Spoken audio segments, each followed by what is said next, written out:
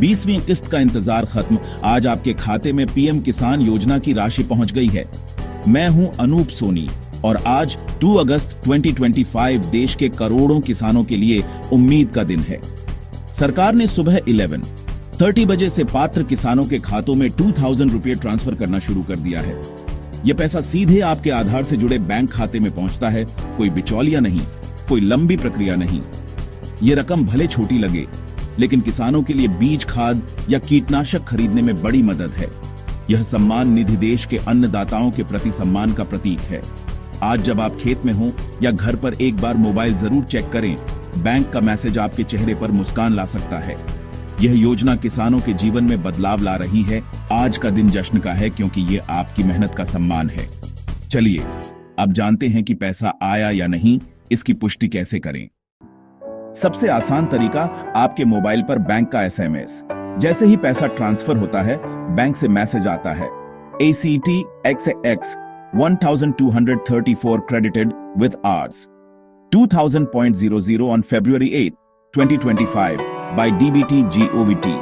हर bank का format अलग हो सकता है, लेकिन उसमें DBT, GOVT या PM किसान और 2000 रुपये की राशि जरूर होगी।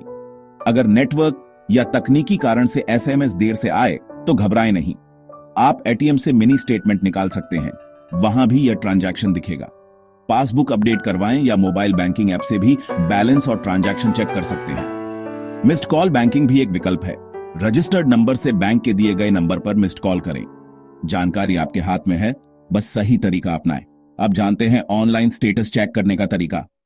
अगर एसएमएस नहीं मिला और बैंक नहीं जा सकते, तो घर बैठे ऑनलाइन स्टेटस चेक करें। अपने मोबाइल या कंप्यूटर पर pmkaisan.gov.in खोलें। सिर्फ सरकारी वेबसाइट का ही इस्तेमाल करें। होम पेज पर फार्मर्स कॉर्नर सेक्शन में जाएं और नो योर स्टेटस पर क्लिक करें। रजिस्ट्रेशन नंबर डालें।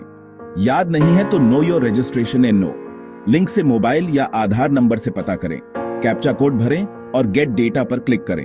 आपकी किस्त का स्टेटस स्क्रीन पर दिख जाएगा। पेमेंट डन का मतलब पैसा आ चुका है। FTO जनरेटेड का मतलब जल्द आएगा। अब जानते हैं पैसा क्यों रुक सकता है।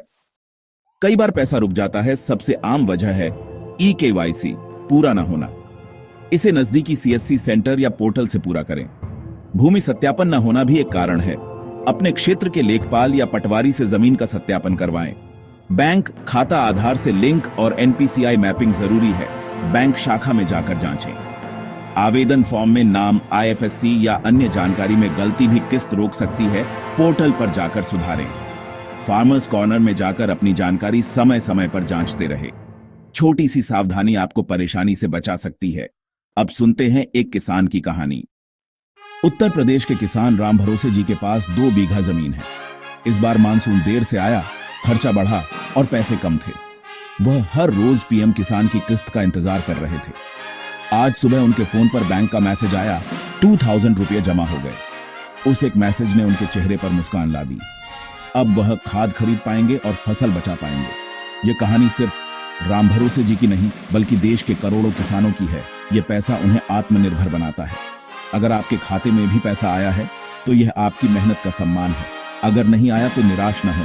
अपनी जानकारी जांचें, सुधारें और अपना हक पाएं। जय हिंद, जय किसान।